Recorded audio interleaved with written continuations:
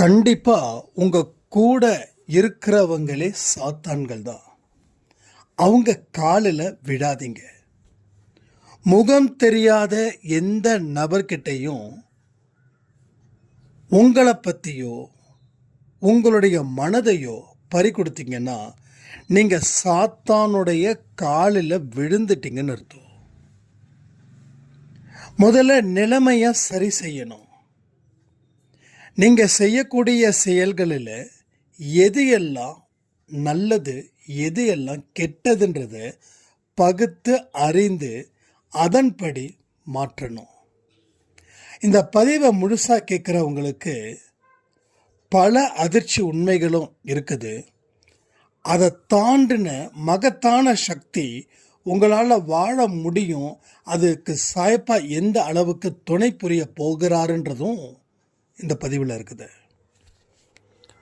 இது மட்டும் ஒரு விஷயம் உண்மை. இதை உங்களால் சொல்ல முடியாது, உங்களால் அப்படி நினைக்க முடியாது அப்படின்னா சாயப்பா உங்களுக்கு உள்ள இருக்கிறார்னு அர்த்தம். ஆனால் இந்த மாதிரியான விஷயத்தை நீங்கள் அடிக்கடி சொல்கிறீங்க, அடிக்கடி நினைக்கிறீங்கன்னா அவருக்கும் உங்களுக்கும் எந்த சம்பந்தமும் இல்லை. இப்போது அவர் சம்பந்தப்படுத்தத்தான் இந்த பதிவின் மூலமாக உங்கள் மனசுக்குள்ள உள்ள நுழைய போகிறார். உங்கள் வீட்டுக்கு வரக்கூடிய உறவுகள்கிட்டையும் உங்களுடைய பெற்றவர்கள்கிட்டையும் இதை நீங்கள் செய்யாமல் கடவுள்கிட்ட என்னதான் அபிஷேகம் செய்தாலும் கடவுள் மேலே நெருப்பை வாரி கொட்டுவதற்கு சமம். இது உண்மை. இந்த பதிவை அலட்சியப்படுத்த வேண்டாம். தயவு செய்து இதுவே இறுதி கண்ணீராக இருக்கட்டும்.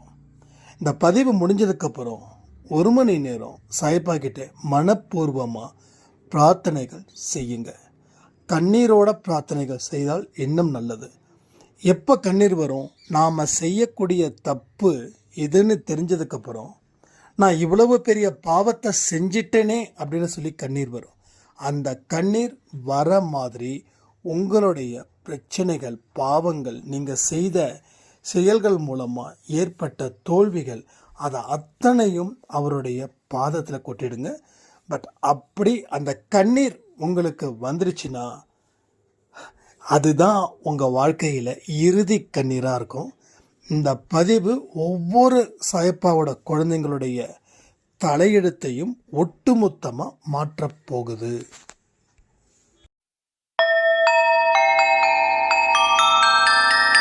ஓம் சாயிரா சாயிரா, ஓம் சாயிரா சாயிரா, ஓம் சாயிரா சாயிரா, அன்பே சாயிரா, பேரன்பே சாயிரா, அகிலம் தளிக்க ஆத்மா விழிக்க அனுதினம் சாயிரா, எங்கள் அன்பே சாயிரா.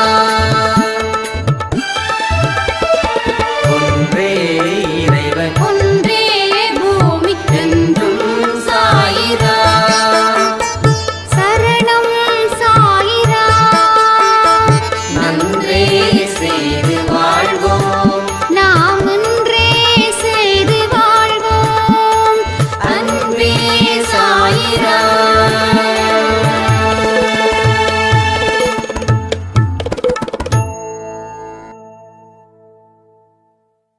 சாய்ராம். என் உயிரின் உயிரானவர்களே, கோடான கோடி நன்றிகளை சாய்ப்பா கிட்ட சொல்லிட்டு பதிவுகளை கேளுங்க. நம்மளுடைய ஒட்டுமொத்த அடையாளம், நம்மளுடைய ஒட்டுமொத்த ஆதாரம், நம்மளோட ஒட்டுமொத்த வாழ்க்கை எல்லாமே அவர்தான். நினைச்சு பார்க்க முடியாத அதிசயத்தை செய்யக்கூடியவரா அவர் இருக்கிறாரு. உங்க வாழ்க்கையில பல இடத்துல திணறிக்கிட்டு இருக்கீங்க, மூச்சு முட்டுது, விடுதலை அடையணும் அப்படின்னு சொல்லி உங்க மனது அழுதுகிட்டே இருக்குது தினந்தோறும். உங்களுக்கு தேவையான சாப்பாடு கிடைக்கலன்னா உங்க வயிறு பட்டினி கிடக்கும். அந்த பட்டினி கிடக்கிறதால உங்களுக்கு கோபம் அதிகமாக இருக்கும். பசியோட கொடுமை சொல்லவே முடியாது. அதை நான் அனுபவிச்சன்ற முறையில் சொல்கிறேன். அதுபோல அறிவு பசியும் ஆசீர்வாத பசியும் உங்களுக்கு தேவையா இருக்குது. அறிவு பசியும் தேவை, ஆசீர்வாத பசியும் தேவை. நல்லா புரிஞ்சுக்கணும். அறிவு பசி அப்படின்றது என்னது? நீங்க படிச்சது, கேட்டது, அனுபவிச்சது, இதெல்லாம் ஒரு இடத்துல கொண்டு வந்து சேர்த்து அதன் மூலமா வாழ்க்கைய வாழ்வது அறிவு பசி.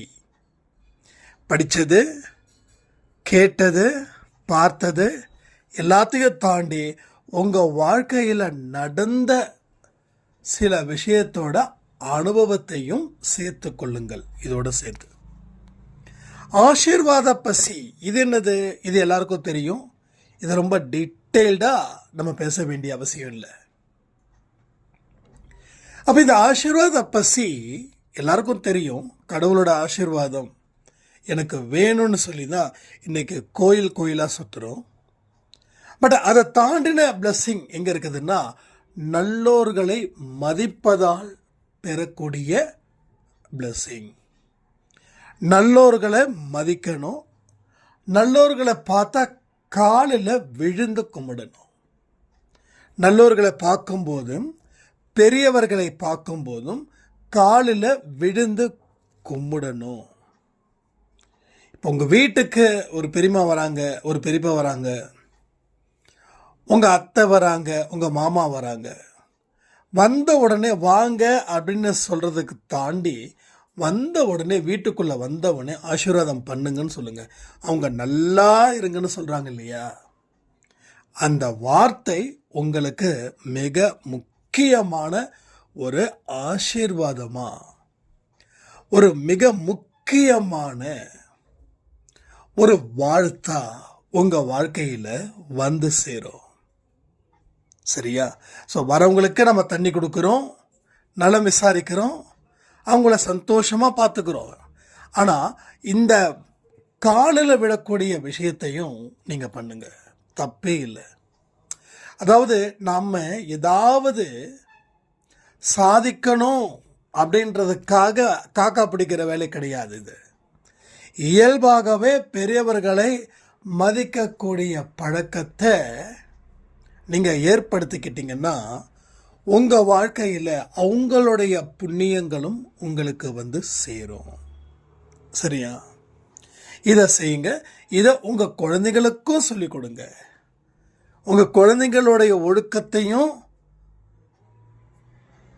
அந்த பொறுப்பை ஏற்றுக்க வேண்டிய மிக மிக்க தார்மீக பொறுப்பும் உங்களுது. அப்போது நீங்கள் எப்படியோ அப்படி உங்கள் குழந்தைங்க, அந்த குழந்தைங்க எப்படியோ அவர்களுக்கு பிறக்கக்கூடிய குழந்தைகளும் அப்படிப்பட்டவர்களாகவே இருப்பாங்க. என்னுடைய நல்ல விஷயங்கள் எல்லாமே என்னோட அம்மா அப்பா கிட்டேருந்து வந்தது. அப்போ எனக்கு அடுத்தது அப்படிதான் போய் சேரும். ஓகே, அதனால எல்லாருடைய ஆசீர்வாதமும் இங்கே மிக மிக முக்கியமான ஒன்றா இருக்கு. அப்போ அறிவு பசி உங்களோடது, ஆசீர்வாத பசி வெளியில இருந்து பெறக்கூடியது. சரி, இதோட முடிஞ்சிடுச்சா? இல்லை. இதோட முடிஞ்சிடுச்சா? இல்லை. இது மோஸ்ட்லி எல்லாருமே பண்ணுவோம். அதையும் நான் சொல்லிடுறேன். ஒரு ஆம்புலன்ஸ் போகுதுன்னா அந்த இடத்துல ஒரு பிரார்த்தனை. நீங்கள் கண்ணை மூடிக்கிட்டு நடுத்தர நின்றுட்டு பண்ணணும் சொல்லலை. அந்த சவுண்டு கேட்டால் கடவுளே காப்பாற்று, சாயப்பா மருத்துவராக இருந்து அவங்க கூட இப்போவே உன்னோட வேலையை ஆரம்பிச்சிடுன்னு சொல்லுங்கள். ஆம்புலன்ஸில் போகும்போதே அங்கே சாயப்பா இருக்கணும். முதல் உதவியும் அவர் தான். அற்புதத்துக்கு தகுந்த உதவிகள் இருக்கும் இல்லையா, அதுவும் அவர் தான் செய்யணும். ஒரு மனுஷன் இயல்பாக இருக்கிறான், அவன் செயல்படுறான்னா அவன் கடவுளுடைய ஆசீர்வாதம் பெற்றவனாக தான் இருப்பான். நல்லது செய்கிறவனை மட்டும் சொல்கிறேன். கெட்டது செய்கிறவனுக்கு கடவுள் ஆசீர்வாதம் இல்லை, அவனுக்கு வேறு ஒரு ஆசீர்வாதம் இருக்குது. அதனால் அவன் கெட்டது செய்வான். ஒரு உயிரை காப்பாற்றக்கூடிய ஒரு நல்ல பணியை ஒரு டாக்டர் செய்கிறாருன்னா அந்த டாக்டராக சாயப்பா மாறி அந்த பேஷண்ட்டை க்யூர் பண்ணணும். இதுதான் நீங்கள் தெரிஞ்சுக்க வேண்டிய மிக முக்கிய பாடம். அதுக்கப்புறம் நன்றிகள் சொல்வதன் மூலமாக ஆசீர்வாதத்தை பெற முடியும். இது நல்ல பழக்கம் தானே. அதாவது என் கர்ம அழியணும், என் பாவம் தீரணும், அதற்காக நான் செய்கிறேன்னு ஒரு ரோபோட்டிக் ப்ரேயர்ஸ் வேண்டாம். அப்படி வேண்டாம். உங்கள் கர்மா, உங்கள் பாவம், அது எல்லாத்தையும் மறந்துடுங்க. அதை பற்றியே நான் பேசலை. அப்போ உங்கள் கர்மா தேர்ந்துருச்சுன்னா பெரியவங்களை பார்த்து ஆசீர்வாதம் வேண்டாமா? அப்படி இல்லை. எப்பயுமே உங்கள் ரத்தத்தில் இது ஊறட்டும். பெரியவர்களை பார்க்கும்போது கண்டிப்பாக ஆசீர்வாதம் வாங்குங்க. நீங்கள் ஊருக்கு போகிறீங்கன்னா கண்டிப்பாக அம்மா அப்பா பார்க்க போகிறீங்கன்னா ஆசீர்வாதம் வாங்குங்க. அங்கேருந்து வீட்டை விட்டு கிளம்புறீங்கன்னா ஆசீர்வாதம் வாங்குங்க. சரியா? இதை ரெகுலராக பண்ணுங்கள், தப்பே கிடையாது. ரெகுலராக பண்ணுங்கள். இப்போ ஒரு வேலைக்கு போகிறோம், தினமும் நான் வேலைக்கு போகிறேங்க, என்னங்க இதுக்கு போய் அம்மாவோட காலில் ஆசீர்வாதம் வாங்கணுமா? வாங்கினா என்ன? கீழே குடிஞ்சா என்ன? ஒரு பவுன் தங்க காசு கீழே கொட்டிடுமா என்ன? உங்களுக்கு திடீர்னு வாங்கணும்னு ஆசை தான், ஆனால் ஷையாக இருக்குமே சாயிரா, இப்படியே கேட்டாங்க. அதனால தான் பதில் சொல்கிறேன். தினமும் வேலைக்கு போகிறீங்களா? தினமும் வேலைக்கு போகிறீங்க நீங்கள் இல்லையா? அம்மா அப்படின்னு சொல்லி ஜஸ்ட் அப்பா இருந்தாலும் ஜஸ்ட் அப்படி கீழே குனிஞ்சு அவங்க காலை தொட்டு கும்பிட்டுட்டு போங்களேன்.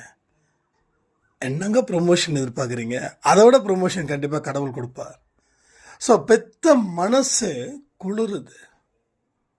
கடவுள் குளிரணுன்றதுக்காக தான் நம்ம அபிஷேகம் பண்ணுறோம். ஆனால் பெத்த வயிறை காய போட்டு கடவுளுக்கு நான் பாலபிஷேகம் பண்ணுறேன்னா அது பாலபிஷேகமாக இருக்காது. நெருப்பு அபிஷேகத்தை நீங்கள் கடவுளுக்கு செய்வதன் தான் அதனுடைய மீனிங். பெத்த மனசை குளிர்விக்காம கடவுளுக்கு செய்யக்கூடிய பாலபிஷேகமோ தேனபிஷேகமோ எந்த அபிஷேகத்தை நீங்கள் பண்ணாலும் கடவுள் மேலே நெருப்பை எடுத்து வீசுறீங்கன்னு அர்த்தம். புரிஞ்சுக்கோங்க. அப்போது கடவுளுக்கு கோபம் ஆறாது. அப்போ நீங்கள் செய்யக்கூடிய பிரார்த்தனைகள், நீங்கள் செய்யக்கூடிய அபிஷேக முறைகள் கடவுளுக்கு மேலும் கோபத்தை ஏற்படுத்துன்றது மறக்காதீங்க. இதை நீங்கள் மறந்துட்டீங்கன்னா ரொம்ப கஷ்டம். அதுக்கு நீங்கள் அபிஷேகம் பண்ணாமலே இருக்கலாம். ஸோ பெத்தவர்களை மனசை குளிர் வச்சுட்டு அதுக்கப்புறமா நீங்கள் ஆண்டவனோட மனசை குளிர்விக்க ட்ரை பண்ணி பாருங்களேன்.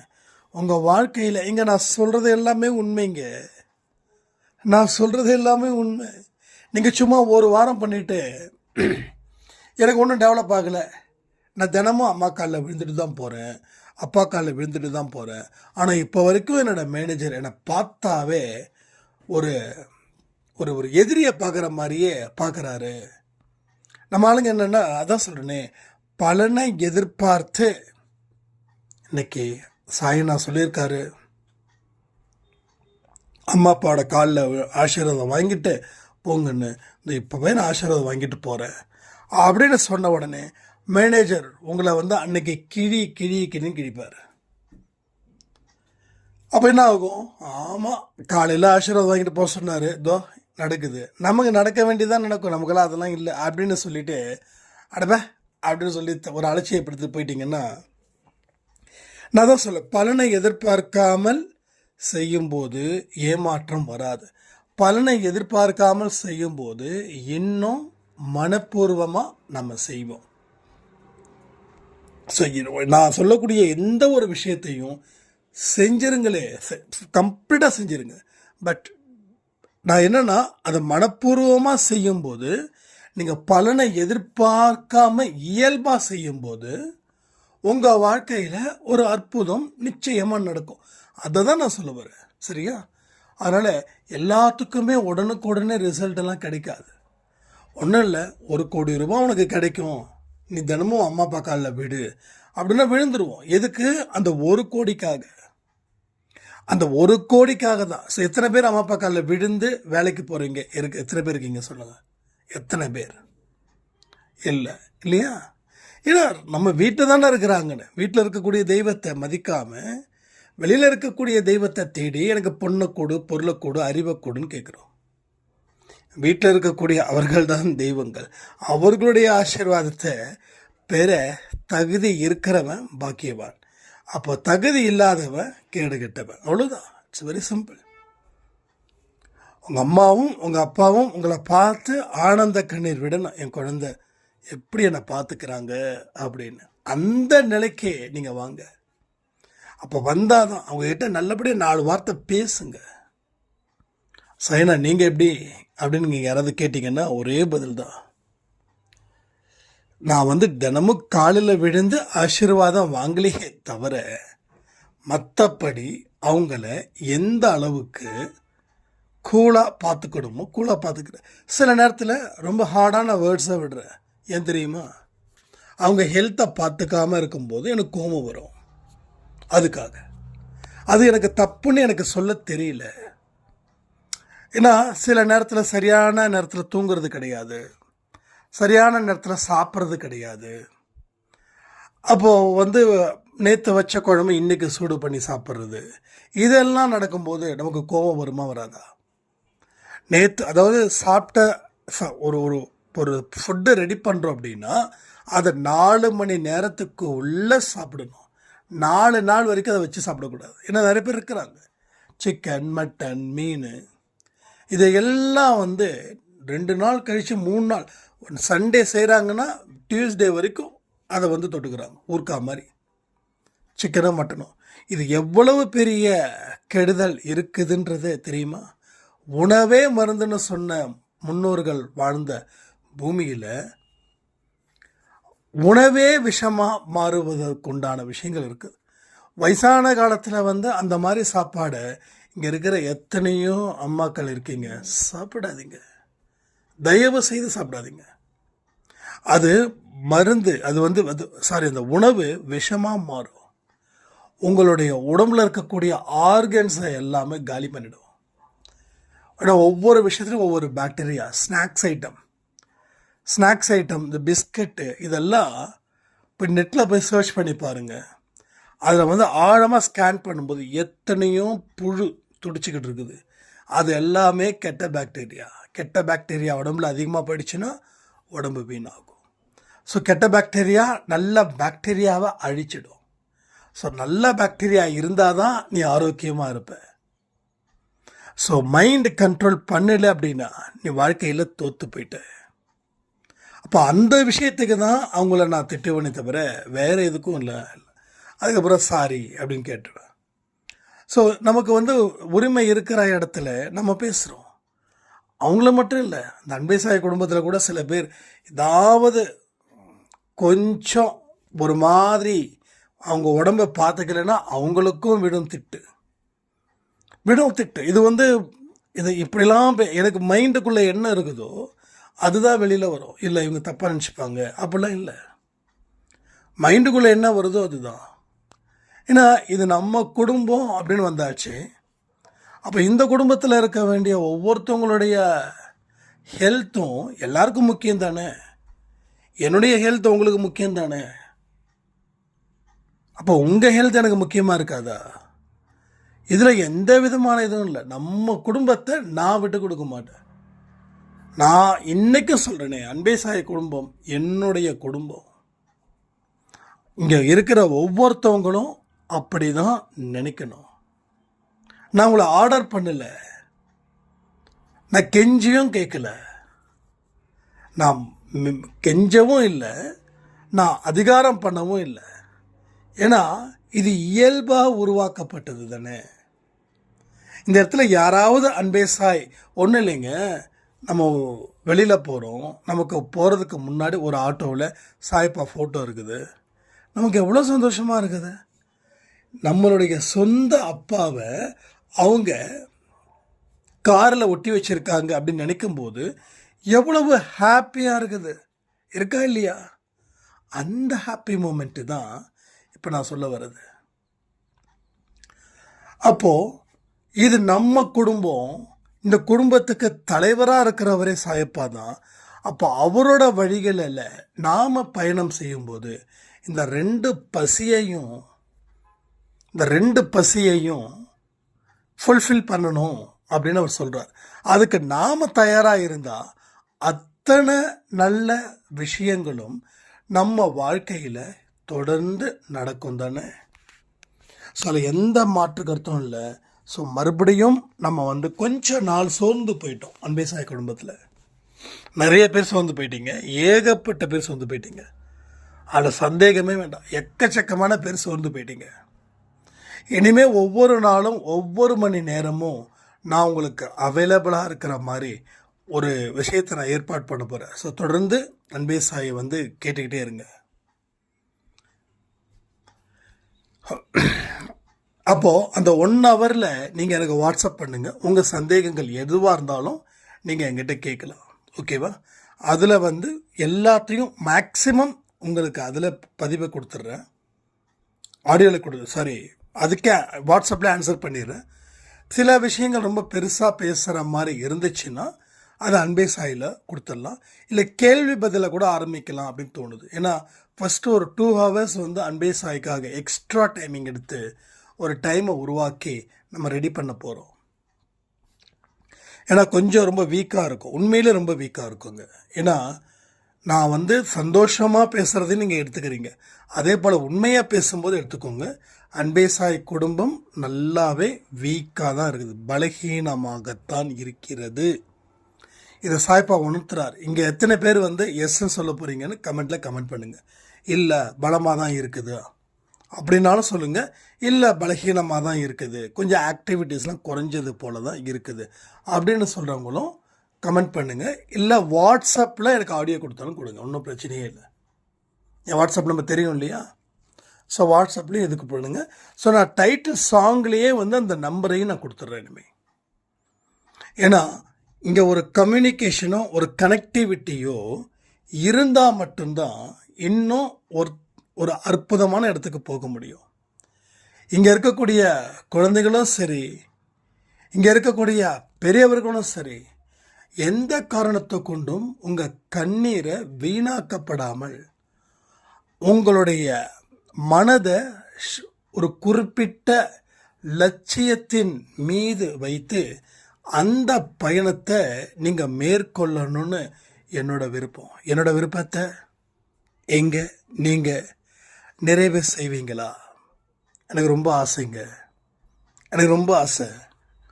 இங்கே இருக்கக்கூடிய கண்ணீர் இதுதான் கடைசி சொட்டு கண்ணீராக இருக்கணும். இது இயல்பாக இருக்குது. ஏதோ ஒரு காலத்தில் சொன்னாங்க, ஏன் நீங்கள் அன்பே சாயில் நாங்கள்லாம் நல்லா இருக்கணும் அப்படின்னு சொல்லி நீங்கள் இவ்வளவு முயற்சி பண்ணுறீங்க, இதுக்கு என்ன அர்த்தம், என்ன காரணம்? எல்லாருமே சுயநலத்தோடு தானே இருப்பாங்க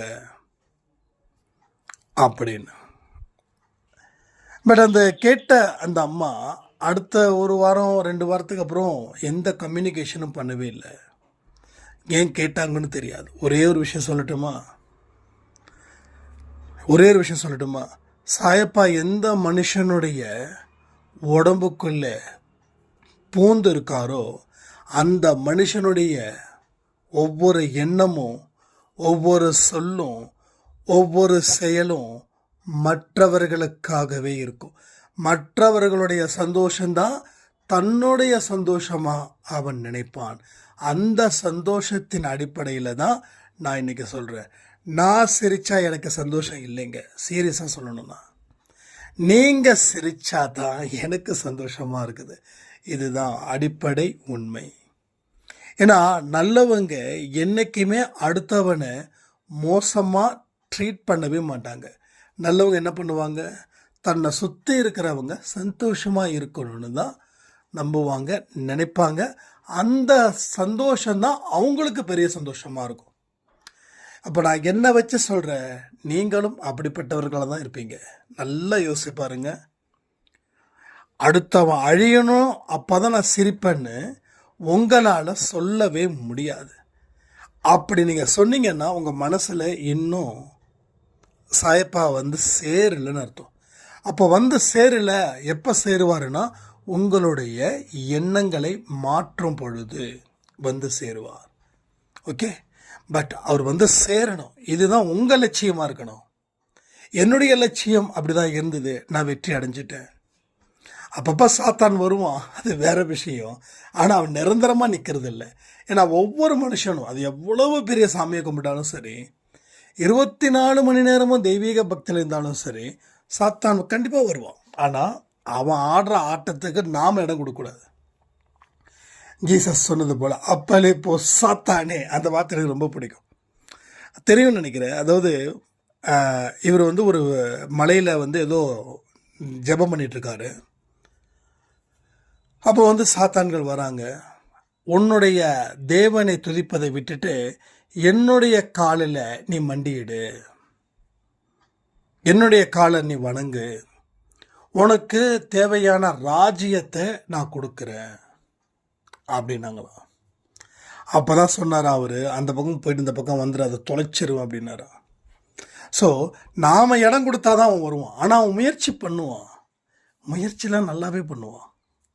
ஆனால் அவன் இப்போ முயற்சி பண்ண வேண்டிய அவசியமே இல்லை. நாமளே அவங்ககிட்ட போய் சரணாகதி ஆயிரும். யாருக்கிட்ட? சாத்தான்கிட்ட. இங்கே பாருங்கள், பைபிளாக இருக்கட்டும், குரானாக இருக்கட்டும், கீதையாக இருக்கட்டும், அதில் சொல்லப்பட்ட அத்தனை விஷயங்களும் உண்மை. அதை புரிஞ்சுக்கோங்க. அதை புரிஞ்சுக்கிட்டாதான் நம்ம வாழ்க்கையில் வாழ முடியும். இன்றைக்கி நீங்கள் இந்த நிலைமைக்கு இருக்கிறீங்க, அது நல்லா இருந்தாலும் சரி இல்லை மோசமாக இருந்தாலும் சரி, ஏதோ ஒரு மனுஷனுடைய பின்னணி கண்டிப்பாக இருக்கும். அந்த கர்மாவெலாம் விட்டுருங்க. கர்மாவால் தான் அந்த மனுஷன் மாறுறான்றது அந்த சப்ஜெக்டை விட்டுருங்க. அதுவும் உண்மை, பட் இதுவும் உண்மை. அப்போ ஒரு மனுஷன் உங்களை ஏமாற்றிட்டான் அப்படின்னா நீங்கள் அவனுடைய காலில் விழுந்ததால் தான் அவன் ஏமாத்தினான். சரியா? இங்கே ஏமாற்ற பேர்வழிகள் எத்தனையோ பேர் இருக்காங்க நாட்டில். எல்லாரும் உங்களை ஏமாத்தலை. நீங்கள் எவனுடைய காலில் விழுந்தீங்களோ அவன் ஏமாத்தினான். ஸோ அவன்தான் சாத்தான், வேற ஒன்றுமே இல்லை. சரி, விழுந்தாச்சு, அனுபவ பாடம் முக்கியம் இல்லை. இப்போ விழுந்தது நல்லதுன்னு நினைங்க. ஏன்னா இது மூலமாக கிடைச்ச அனுபவம், இது மூலமாக நீங்கள் கடவுள்கிட்ட வந்த ஒரு நெருக்கம், இதுக்கெல்லாம் வந்தாங்க காரணம். அதான் கீதையில் சொன்னது போல், எது நடந்தாலும் உன் நன்மைக்காகவே நடக்கப்பட்டது. துன்பத்தை பார்த்து பயப்படாத. அந்த துன்பம் தான் உனக்கு போதுமான அனுபவத்தையும் போதுமான அறிவையும் அதையும் தாண்டி கடவுள்கிட்ட நெருக்கத்தையும் உனக்கு வரவழைச்சிருக்குது. பணக்காரன் வந்து எதுவும் கேட்க மாட்டான், அவனுக்கு பணம் தான் முக்கியம். ஆனால் ஏழைகளும் துன்பத்தில் வாடுகிறவர்களும் கடவுள்கிட்ட நெருங்கும் போது முதல்ல பிரச்சனைகள் அடிப்படையில் கடவுள்கிட்ட நெருங்குறாங்க. அண்டு கடவுளோட ஞானத்தையும் அந்த பிரச்சனைகள் மூலமாக போதிய பாடத்தை படிக்கிறாங்க. இப்போ பிரச்சனைகளை பற்றி கவலைப்படுறதில்ல, ஞானத்தை கற்றுக்கொள்வதில் ஆர்வமாக இருக்கிறாங்க. அந்த ஆர்வம் உங்களுக்கு இருந்துருச்சுன்னா உங்கள் வாழ்க்கையில் எட்டாத உயரத்தில் நீங்கள் இருப்பீங்க. எல்லாரும் உங்களை அண்ணாந்து பார்க்குற அளவுக்கு போவாங்க. ஸோ இனிமேல் அன்பை சாயில் ஒவ்வொரு நாளும் ஒவ்வொரு வாக்கு தத்துவம். இன்னைக்கு என்ன தெரியுமா? பிறரை பழிவாங்க நினைக்காதே, பிறரை பழிவாங்க நினைக்காதே, பிறரை பழிவாங்க நினைக்காதே. அது உன்னுடைய உறவாக இருக்கட்டும், இல்லை வெளியில் இருக்க முகம் தெரியாத நண்பர்களாக இருக்கட்டும். இந்த முகம் தெரியாத நண்பர்கள் இப்போ தான் சோசியல் மீடியாவில் உள்ளே வராங்களே, அவங்கெல்லாம் நல்லா புரிஞ்சுக்கோங்க. இந்த சோசியல் மீடியாவில் தயவு செய்து நல்லவன் இவன் அப்படின்னு சொல்லி உங்கள் வாழ்க்கையில் இருக்கக்கூடிய அத்தனை நிகழ்வுகளையும் ஷேர் பண்ணாதீங்க. இது எச்சரிக்கிறேன். ஏன்னா ஏற்கனவே அன்பே சாயில் ஒரு விஷயம் நடந்திருக்கு. யாரோ ஒருத்தவங்க வந்து ரொம்ப நான் சாய்ப்பா டிவோட்டி அப்படி இப்படின்னு சொல்லி உள்ளே என்ட்ரி ஆகி அந்த பெண்ணை வாழ முடியாத அளவுக்கு நம்பிக்கை ஏற்படுத்தி கைவிட்டுட்டாரு. ஸோ மறுபடியும் சொல்கிறேன், அன்வான்டான ரிலேஷன்ஷிப், அன்வான்டான மெசேஜஸ், இது எதுவுமே உங்களுக்கு இருந்துச்சுன்னா உங்கள் வாழ்க்கை வீணாகும். புரிஞ்சுக்கோங்க. உங்களுக்கு தேவையானதை உங்கள் குடும்பத்துக்குள்ளேயே தேடுங்க, வெளியில் தேடாதீங்க. வெளியில் தேடவே வேண்டாம். ஏன்னா ஏமாற்று பேர்வழிகள் நிறைந்த உலகம். இதில் நீங்கள் மாட்டிக்கிட்டீங்கன்னா விழி பிதுங்கி நிற்பீங்க. அப்போ உள்ளுக்குள்ளே இருக்கக்கூடிய சொந்தமும் கைவிட்டணும், வெளியில் இருக்கிற முகம் தெரியாத ஆட்களும் கைவிட்டுடுவாங்க. அப்போ உங்களுக்கு அந்த நிலைமை வரக்கூடாது. இங்கே ஆண்களும் சரி பெண்களும் சரி கண்ணியத்துடன் வாழ வேண்டும். கண்ணியம் புரியுதா? அது ஒன்றே உங்கள் பாவத்தை துடைக்கும்.